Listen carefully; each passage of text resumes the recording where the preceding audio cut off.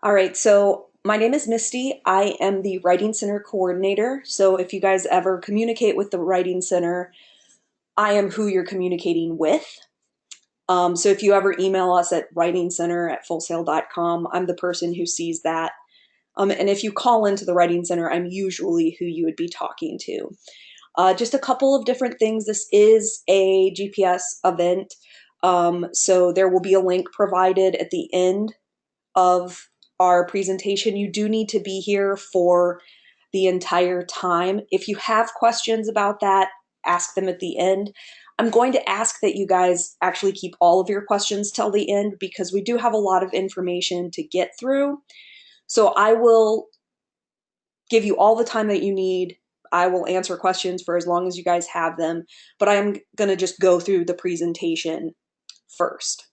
All right, so let's get started.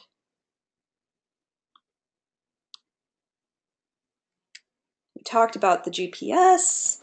All right, so welcome to the APA Style Professional Development Workshop.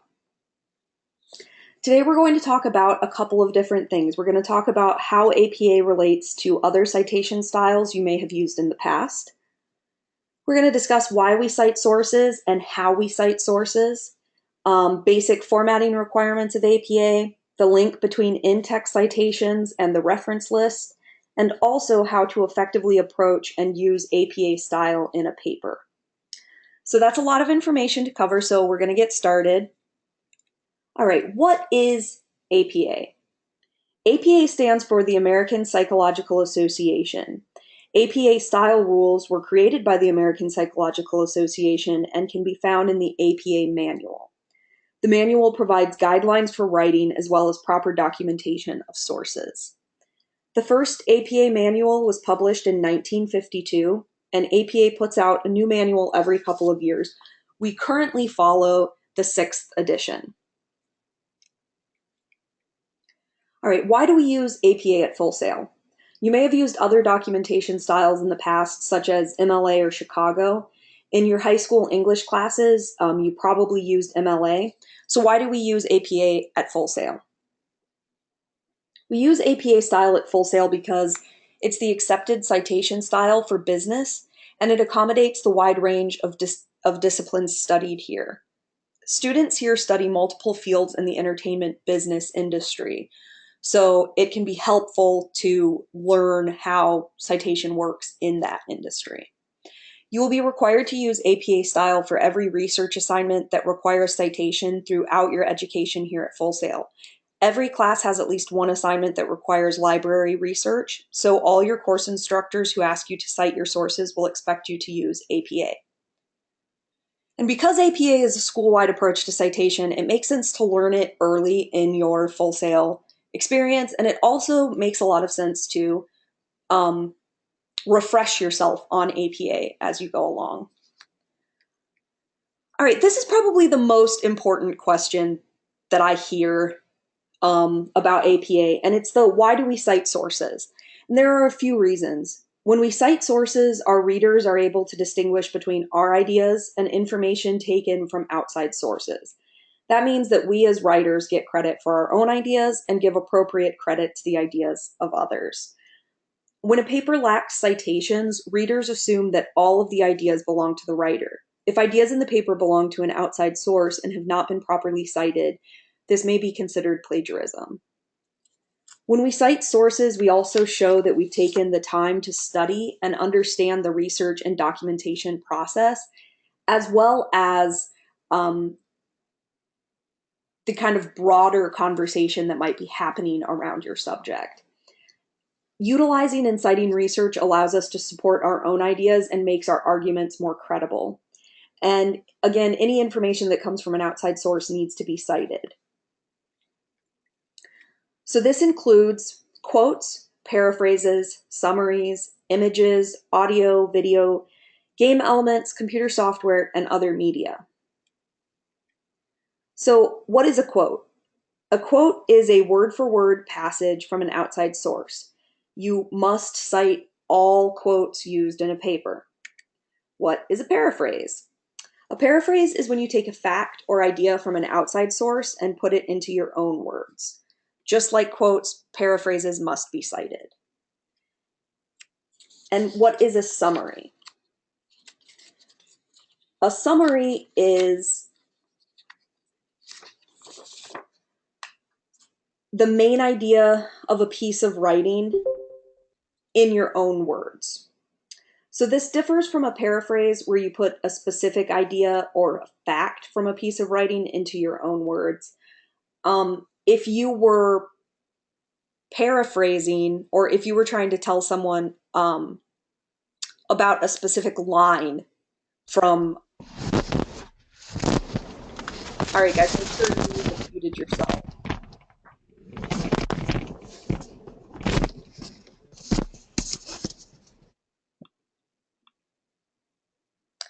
All right, so sorry, back to summaries and paraphrases.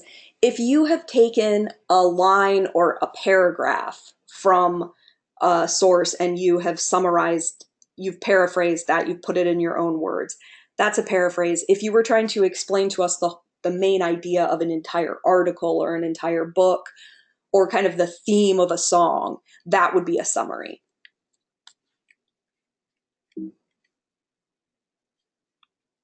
All right. What about audio, video, images, and other media? These all need to be cited as well. There are two different ways to cite media. One citation style to use when you discuss media in a paper, and another citation style to use when you include media in a presentation. And we'll explore both of these a little bit more in just a few minutes. All right, what does not need to be cited? We don't need to cite common knowledge, but that then leads to the question of what is common knowledge? Ideas that are available in a variety of sources and generally accepted facts, such as pollution is bad for the environment or writing is a process. If you're still confused about common knowledge, you can usually determine that something is common knowledge if you can find the same information undocumented in at least 5 credible sources. Sorry. It's important to note that if you read an article and you remember something from that article, a fact or a statistic, the fact is not considered common knowledge. You still must cite the article. Other things that don't need to be cited include findings from preliminary experimentation, which means experiments you conduct yourself, and original audio, video, and images that you have created. When in doubt, cite the idea using APA style. It's always better to be safe than sorry. All right, in the next section, we're going to talk about the bare bones of APA style, and we're going to talk about some formatting requirements. So there are 3 major elements of an APA paper. They include the title page, in-text citations, and reference list entry. There are other elements that are not always needed, like the abstract. So let's talk about the title page. This is what a title page should look like, and I'm going to exit out of this really quickly because I have a great link that will show you how to make a title page. It's a YouTube video, and I'm going to provide it in the chat box. And the great thing about having the YouTube video, if I were you guys, I would click on that and just bookmark it for later use, is that if I showed you how to make a title page right now, you probably wouldn't remember the next time you needed to make one. So this YouTube video is, always going to be available, and it will be a good refresher in case you forget what we go over. All right, so let's look at the elements of the title page.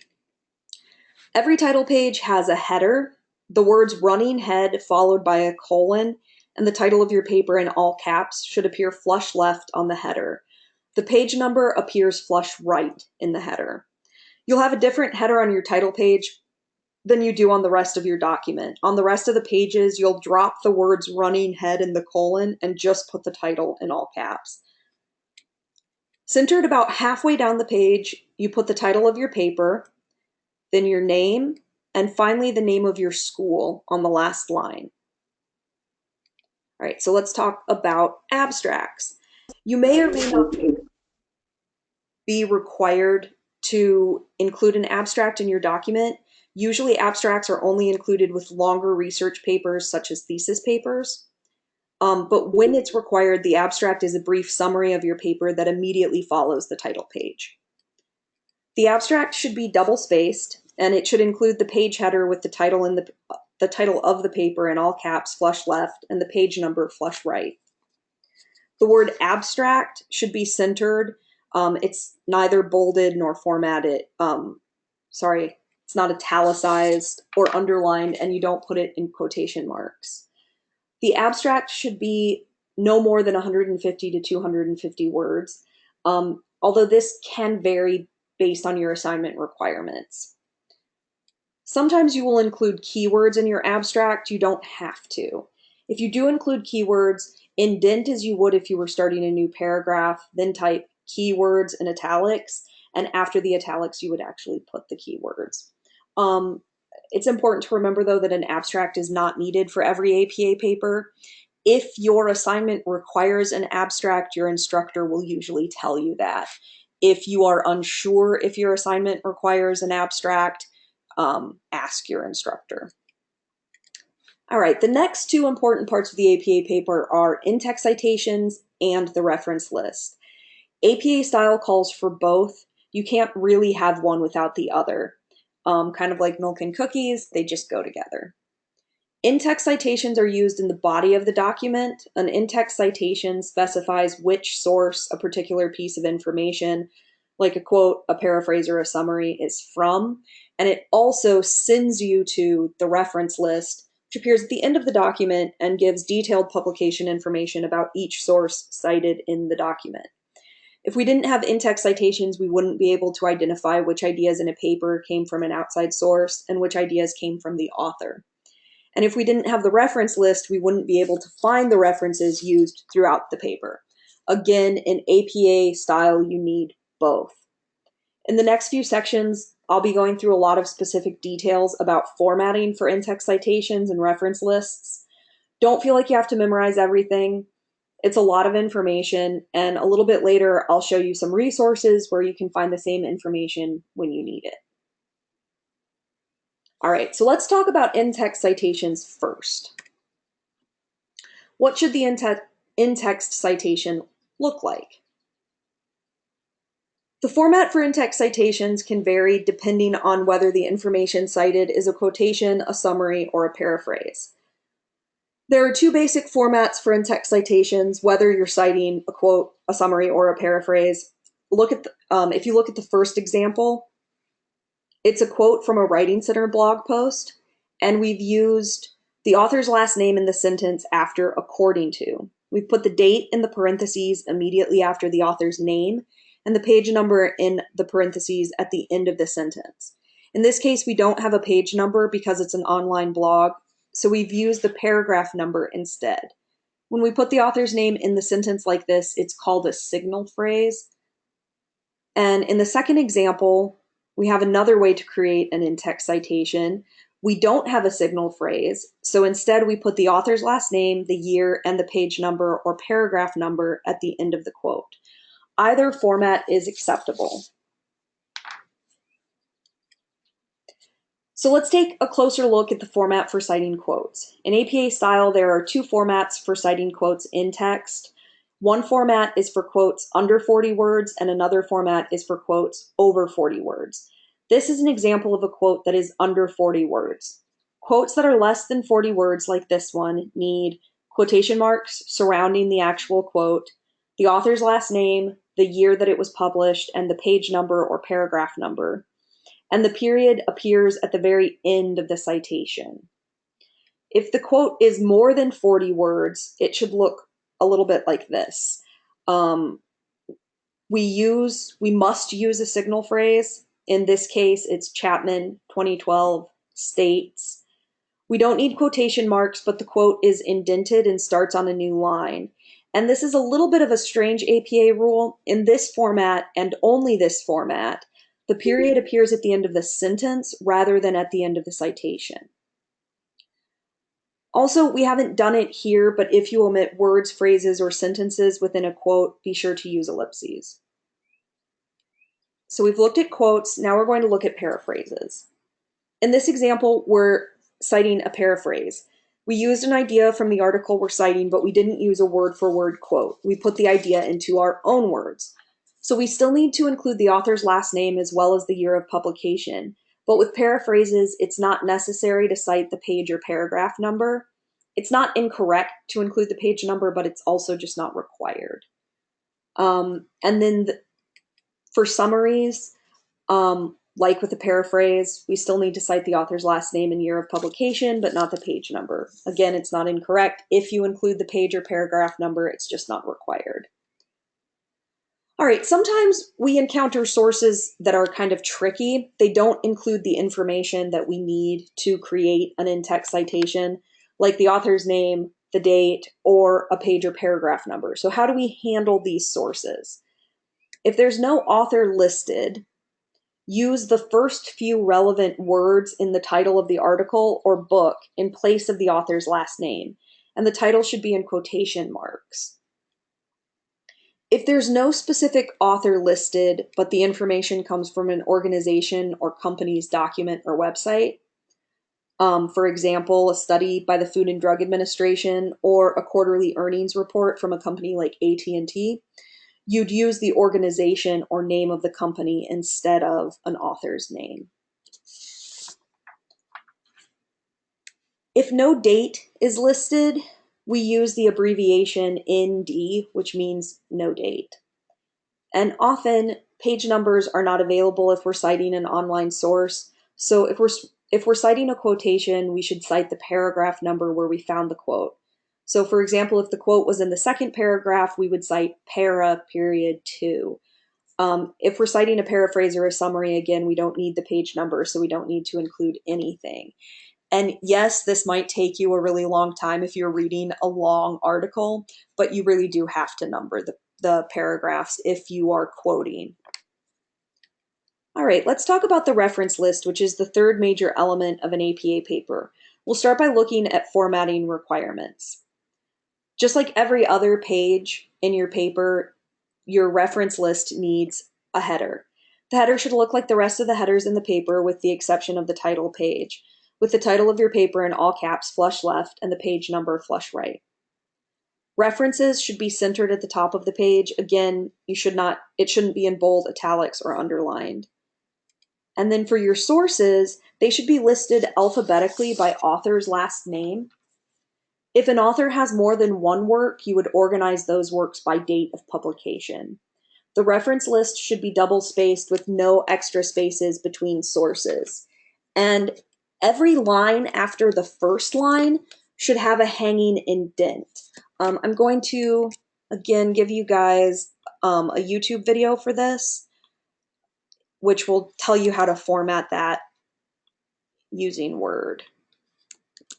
This is part of the reference page that I often see done incorrectly is without that hanging indent.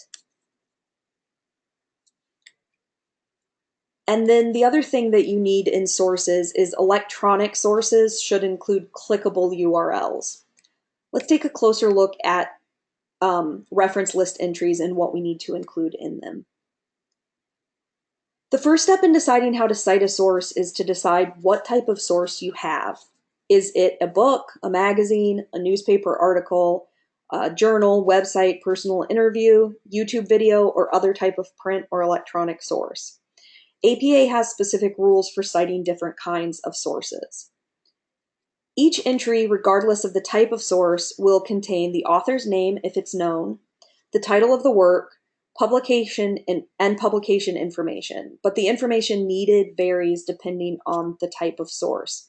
So it's important to identify the type of source you have and then look for the example of how to cite that particular source. For this example, we're looking at a reference entry for a blog post. However, if we were citing a book or an online newspaper or a video game, the citation would have a slightly different format. Notice that we list the author by the last name and the first initial of the first name. In this example, we have a single author, but your source may have multiple authors or no author or an organization as an author. The date is in parentheses, which comes after the author. In this case, we're citing a blog, so we need the complete date, including year, month, and day. For some other types of entries, you only need the year. Again, be sure to check examples for your specific type of source. Notice that only the first letter of the first word in the book or article title is capitalized. Every word that comes after the first words begins with a lowercase letter. Proper nouns are the exception. They're always capitalized. And if there is a colon in the title, the word that follows the colon will also be capitalized, as you can see in this example. Notice that, again, each line after the first line of the entry is indented. And for a blog citation, we have to note whether it's a web blog or blog comment. So you can look in the brackets and see how that's done. And then for electronic sources, we need a URL. The words retrieved from are followed by the permalink to the source. All right, so just like in in-text citations, we sometimes have tricky reference lists. So how would those look? For this example, we're going to pretend that the article we just referenced has no author listed. So the title of the article moves to the front of the citation in place of the author's last name. And what you want to make sure with in these kind of tricky reference and in-text citation examples is that whatever is in the in-text citation should also be the first part of the reference entry. So if you have used focus on APA in your in-text citation, that should be the first portion of your reference list entry as well, so that people can easily go from your in-text citation to the entire reference entry. So we're going to pretend that the article we just referenced has no author listed, but we know that an organization, in this case, the Full Sail Writing Center, published the article. The name of the organization goes in place of the author's last name. And this would be the same as the one we just looked at. Your in-text citation would need to be Full Sail Writing Center as well. Okay, so for our next example, we're going to pretend that the article has no author and no date listed. Just like with the in-text citation, we use the abbreviation ND for no date. So far, we've talked about how to cite ideas used in a paper. What if we need to cite media in a paper? For example, let's say we're in a photography class and our instructor asked us to find a photograph online and discuss its composition. We aren't including the image in the paper, just referring to it. How do we cite that? If you're referring to a specific piece of media in your paper, then you need to cite it in APA style using both the in-text citation and the reference sheet. This is the sample citation for an image. You would have the artist's last name and the year for the in-text citation. And then you would have the artist's last name and first initial, the year, the title of the piece, the format of the piece, and then retrieved from URL for the reference list entry.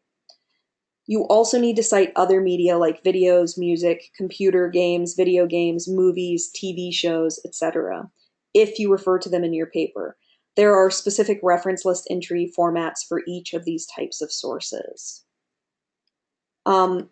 What if you need to cite media used in a visual presentation? For example, an image or video taken from the internet you wish to use in a PowerPoint or a keynote. If you're reproducing an image in your presentation, you need to follow these 3 steps in order to cite it correctly. You need to check the copyright license and make sure that the image is licensed for reuse under Creative Commons. You need to include a URL on each slide. For instance, you can look at the bottom left of this slide, and we've included the URL there. It's very faint and it's not very large, but you can see it. And you have to include a reference slide. Here's an example of a reference page for a visual presentation. All right, so how do you find images? There are a few places to look for images that are licensed for reuse. I'm actually going to show you a couple of them. Okay, I am on Connect, so I am going to go to the library because they are a good place to start for images. If you go to the databases,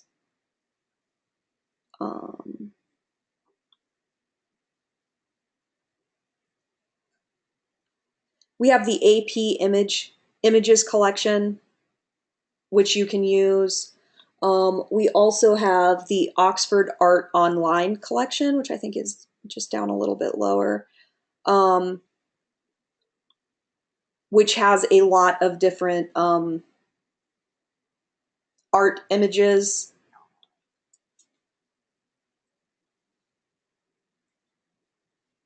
And Full Sail has actually purchased licenses so that students can use these images. Um, and again, you can find them in those databases. Another place that you can go that is a pretty good one is compfight.com. And I'm providing that link in the chat box as well. The good thing about CompFight is it has information about photo licenses. You can search using specific licenses, and it just has a lot of kind of visual inspiration, as they say. So if you guys are looking for images, check out those two places.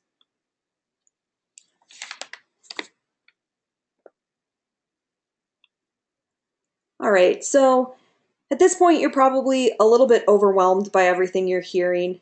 APA has a lot of specific rules, and it seems like a lot to remember, but here's the thing. You don't have to have a photographic memory to use APA. You just follow these simple tips and you'll be well on your way to citing sources properly. The first one is to become familiar with the basic elements of an APA paper, which we just looked at in this session. My second tip is to pay close attention to your instructor's requirements. Is APA required for the assignment? How many sources has your instructor asked for? And do you need to include an abstract? 3, always use a manual as a reference. They're available in the library. You can also find manuals online. I will show you guys a couple of sites that are good to use for that in a few minutes. And you can, again, there are great online resources. Always check to see that formatting, in-text citations, and reference list entries match examples that appear in the manual or the online resources. And after you've created your entries, go back and check them to make sure that they match themselves. And when in doubt about a documentation issue, ask your course instructor or make an appointment with the Writing Center. For more information about the Writing Center, you can visit the Writing Center website on Connect. I'm actually going to hop out of here for a minute and show you our page on Connect, just in case anyone isn't familiar with it. I just went to the wrong thing. This is the Creative Writing Club, if anybody's interested in that. All right, this is the site on Connect. If you need to request an appointment, you can click here and it will take you through the steps. If you're ever looking for news about the Writing Center, our blog is right here.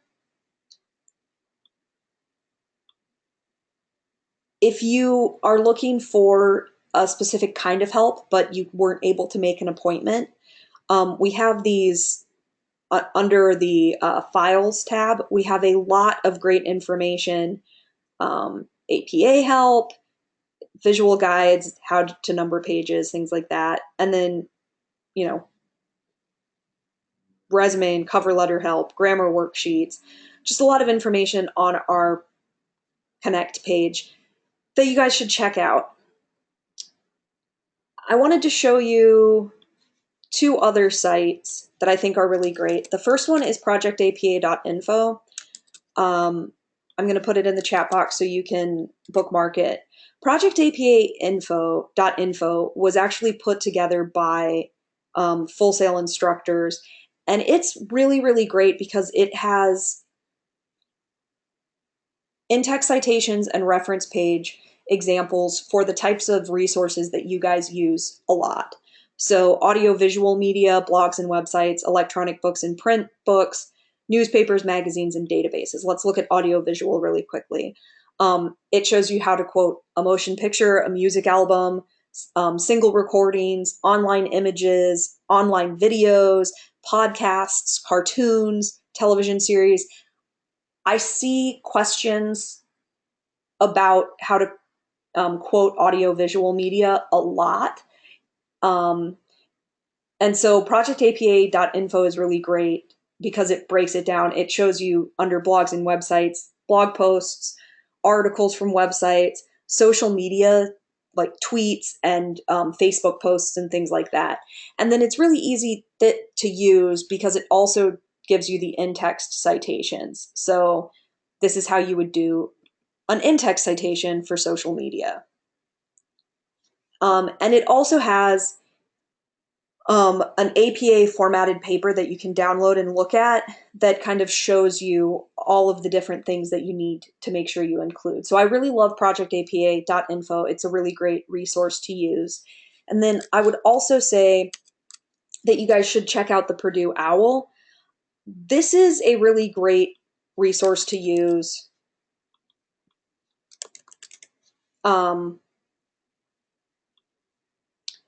For a lot of different things, but it has a very in-depth look at the APA format as well. So I'm going to put this in the chat box as well for you guys to look at and bookmark. And at this point, I'm going to open up the floor for questions. You guys can either put them in the chat or you can, if you feel comfortable, unmute yourself and ask your questions aloud.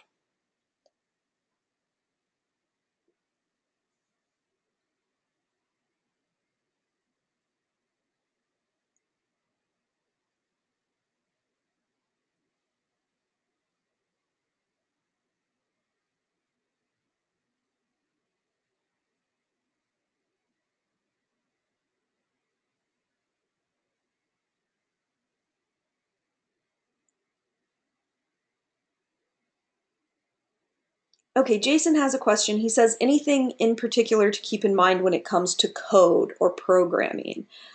Jason, could you go into a little bit more detail in that? I'm not sure exactly what you're asking.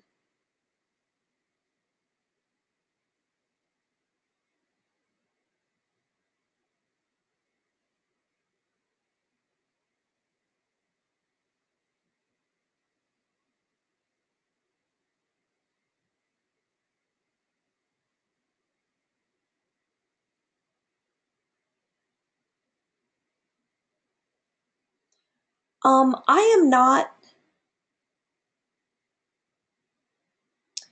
I'm not sure about this. He's asking about when you are using code, if you're using someone else's general ideas on code or in your own coding.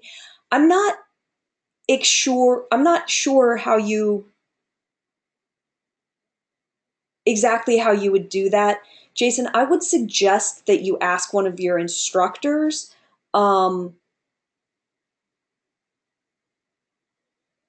but I know that if you are talking about someone else's code in a paper about coding, you would need to cite where that came from and where you found it. Um, we have another question here. Could you explain how to use punctuation within a quote? Yes, okay, we can definitely talk about that.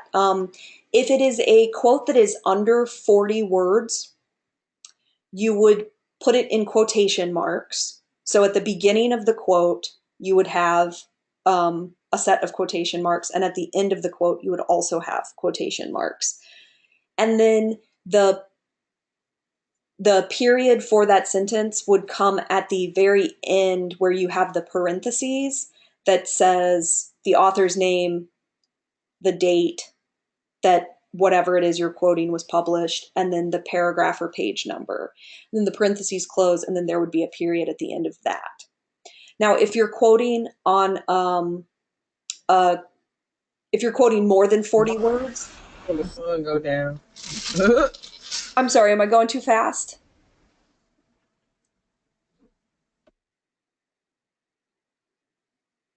All right, so if you're using a quote that is more than 40 words, you have to use one of those signal phrases, which is when you introduce the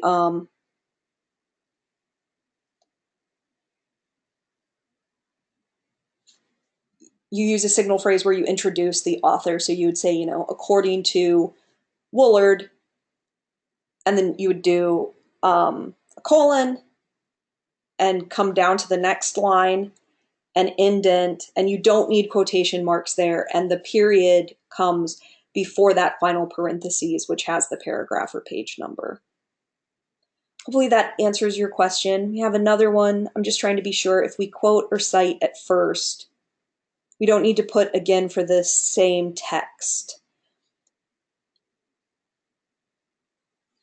Anytime you cite or you quote or paraphrase or summarize from the same article, you need to tell us where that information came from. So yes, you would need to cite each time you use the text.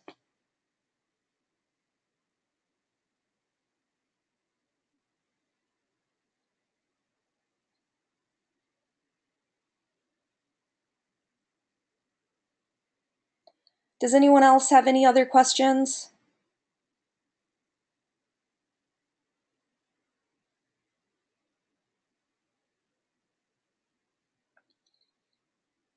At this time, I'm going to ask Carrie if she will share the survey link for you guys. If you do have any questions, I will remain in the Go to Training for the next 20 to 30 minutes, depending on if people have questions or not. I'm going to stop the recording here, but if you have questions, throw them in the chat box or unmute your mic and ask away. Thank you guys so much for coming, and I hope it was helpful.